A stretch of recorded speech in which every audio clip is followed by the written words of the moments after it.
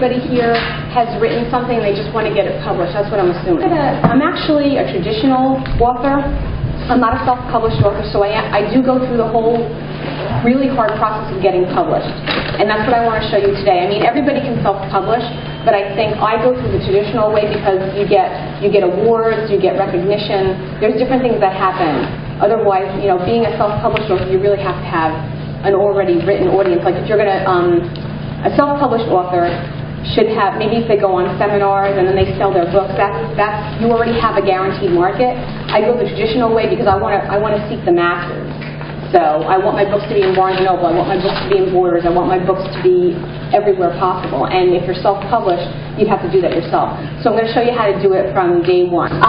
What we're going to do first is we're going to go through, I have a little packet for you guys. I'm not going to give you homework or anything like that, but you can write all over. It's yours to keep. And you know, there's different kinds of books to write. And I just want to show you, I have published 7 books, and I was on the Ricky Lake Show and 62 radio shows around the country promoting my book. I have a book coming out in 2008, so I am really still in the process. But it does take a long time. I'm not going to sell any magical potions. I don't have any secrets to tell you. It's all hard work, and once you write the book, that's actually the easy part. It's actually trying to sell it and getting money from the publishing companies. That's the hard part, and that's what we're going to go over today. Okay? All right, so in the sample manuscript, all the publishing companies that we send to like to see formats looking like this. And of course, this is just pretend. It's a real sample manuscript, and you don't have to put a copyright notice on it. I don't know, has anyone typed it into the computer yet? Or you guys just wrote it? You did type it into the computer, some of you? Okay. It has to look sort of like this. Okay, they want certain formats. They don't need it to be on colored paper. They don't want, you know, little art with it. You know, publishers like to pick their own artists, and I'll get into that later. I've actually never met any of my artists. The publisher, you send it into the publisher looking like this, and they match you up with somebody. Okay, so it has to be in this format. Don't worry about a copyright notice. That's an indicator of a novice. That's what they think anyway. Once you put pen to paper, it's your book. So it's already copyrighted. So I know that people are afraid of sending out their stuff. But to be honest with you, there's 4,000 publishing companies in the United States alone, and they don't have the time to steal your work. They're getting over 1,000 manuscripts a week from people like everybody here. Everybody's grandmother writes a children's book. Everybody wants to write a book. They get 1,000 manuscripts a week, and that's a lot to sort through. So they do not have time to steal your work. They're not going to do that. And the bigger houses, they don't want to steal your work because they want to establish a relationship with you. What if you're the next J.K. Rowling? You know, they're not going to steal something from you because you're not going to go back to them. So you don't have to put a copyright notice on the side, okay? But do follow this format because that's what they want to see. The most important book. I don't know, did anyone get this out of the bookstore yet? Does anybody have this? Okay. This is the most important book you're ever going to have. This is like the Bible of getting published. It's called mine's called the Children's Writers and Illustrators Market, but it's just a writer's market, they usually call it, and it's by Writer's Digest books. Almost every single publishing company is in here. Step 1 today, if you really, really are serious about getting published, go buy this book. It's in Borders, it's in Barnes & Noble. It doesn't look like this anymore. I have an older edition right now. But it has everything in here. It has the editor's names, because you want to send your manuscript to a certain editor. It has their address. It has how many books they publish a year. It has what's the first-time author percentage, which you want to do a little bit of math. I'm not very good at math, but I actually understand how to do it when it works out if I'm going to get paid for something. I'm like, oh, I'm good at math now. But I'll go over that later, but it actually has everything you need to send out. And I'll show you how to do this because I actually have a chart in here that I want you guys to fill out when you go to the bookstore. So what you're going to do is you're going to go to the bookstore today and you're going to buy this book. All right, that's step 1. Then you're going to go into your packet and you're going to fill in this chart, and I'll tell you how. And the reason why you're filling in a chart is because I want you to keep sending stuff out.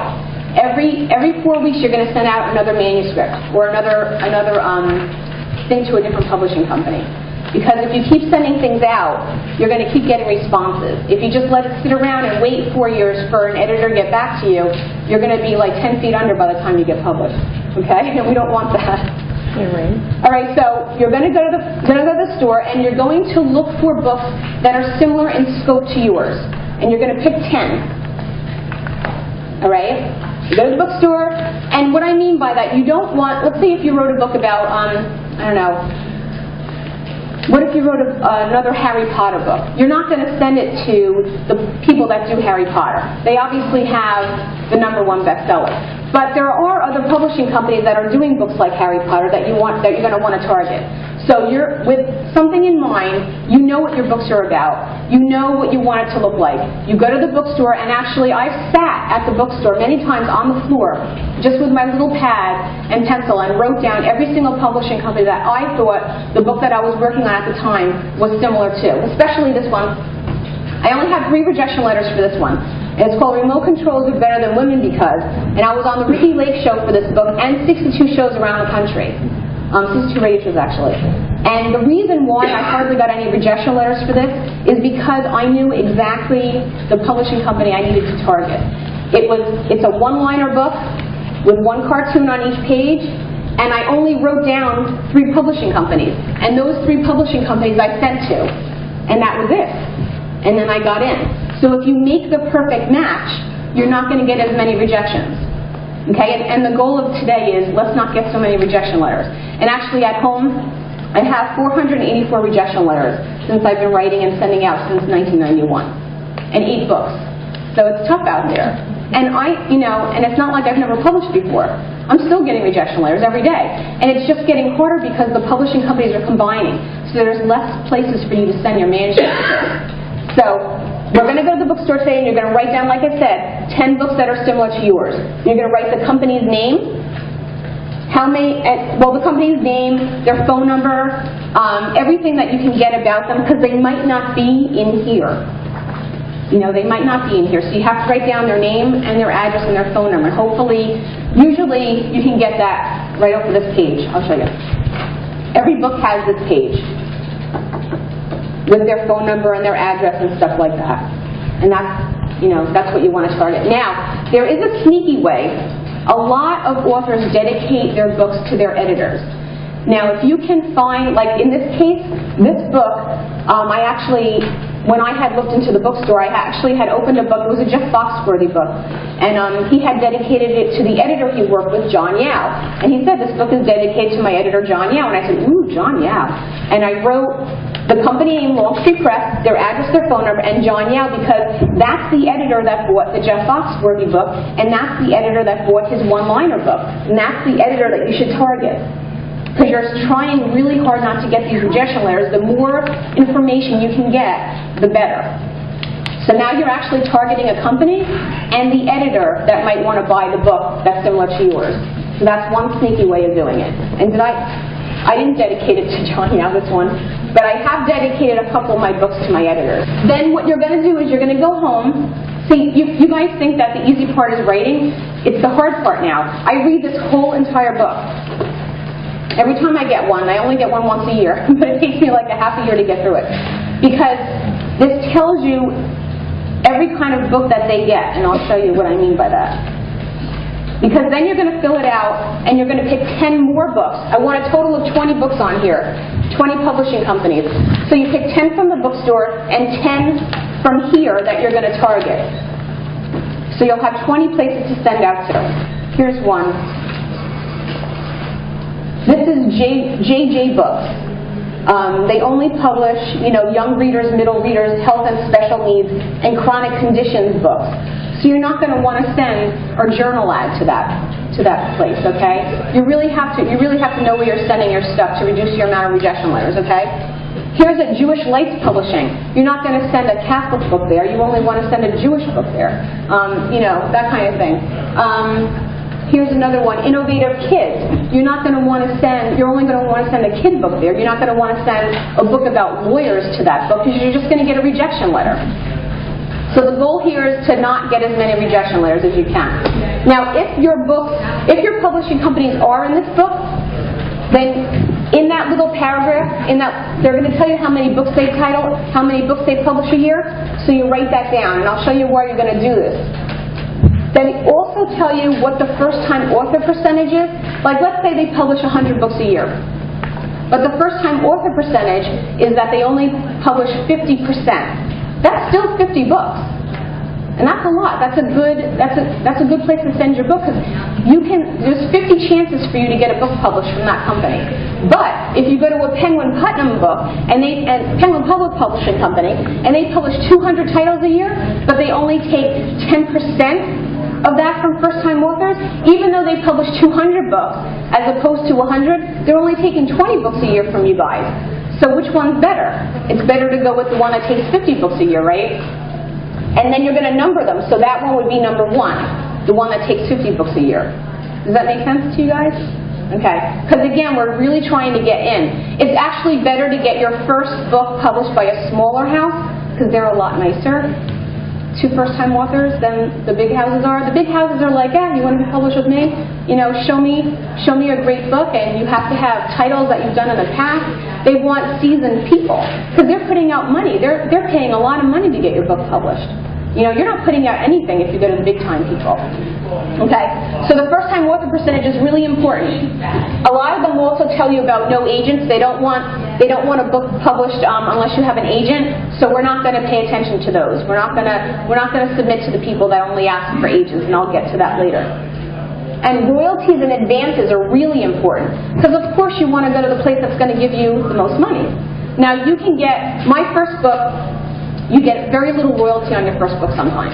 You can get anywhere from $250 all the way to $10,000 for your first book without an agent. And that's a big difference. So you want to see who's going to be the first one you send it to by, do they give a royalty, do they give an advance, and what kind of royalties and advances they give you.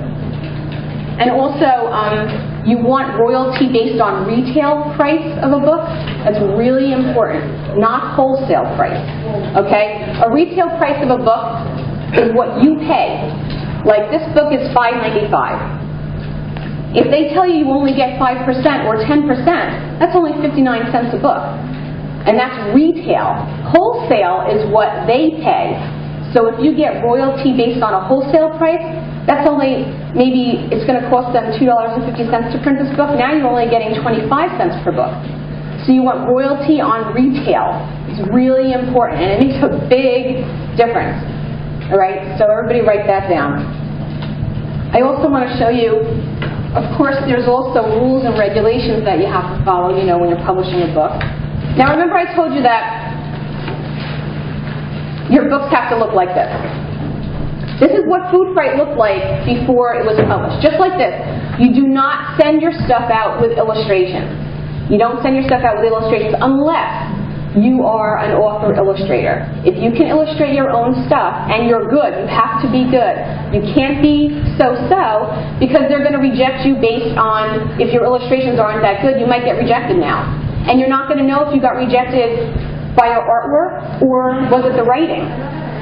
So really, you have to just submit a manuscript. If it's a novel, you submit 3 chapters. If it's a novel, you submit 3 chapters because they want to see how well you can write, how well you can sustain somebody's readership. They want to see if you can write a book and be able to sustain it throughout the whole entire thing. Also, if you're writing a novel, they want to see a table of contents. They want to see what else comes next, and a little synopsis. So, picture book, they want to see the whole thing. Novels, they want to see a synopsis, a title, and 3 chapters, and an article, they want to see the whole thing. So you send it out looking like this, and then you have to write a really awesome cover letter. Now, the cover letter should only be 1 page long. Don't write anything longer than 1 page, because really, you have like 2 seconds of these people's time. They don't have that much time. They're reading, like I said, 1,000 manuscripts a week. If it's longer than 1 page, they're going to be like, I don't have time for this. You also have to spell their name. I'm going to say really dumb things to you, but it's really important. You have to spell their names properly. And it has to go to a specific editor. So let's say you found a really great match in this book, but you're not really sure about the editor to whom to send to, find out. Call the publishing company and find out who the editor is in the humor section. And they'll say, it's John Yao. And you write it down. What's his title? Don't get their titles wrong. They were just promoted and you write their title wrong, they're just going to reject you. They might not even answer you. It's just easy to get a rejection letter, spell their name wrong. You want an easier rejection letter, get their title wrong. Spelling mistakes on your cover letter, really bad. If I actually have a proofreader, she actually looks at all of my stuff before I send it out, and that's because when you're looking at your own work, you read it so many times, over and over again, that I think for some reason the words are already there in your head, and you might just go over them really quickly, even though they might be spelled wrong. It's a really, really bad thing. Don't spell anything wrong in your cover letter, and don't spell anything wrong on your manuscript. Also, it would be nice if your cover letter wasn't so dull. You have to work really hard on your cover letters because your cover letter is your entrance to your publishing career. If you can't write a good cover letter, they're going to think you can't write your book. Now,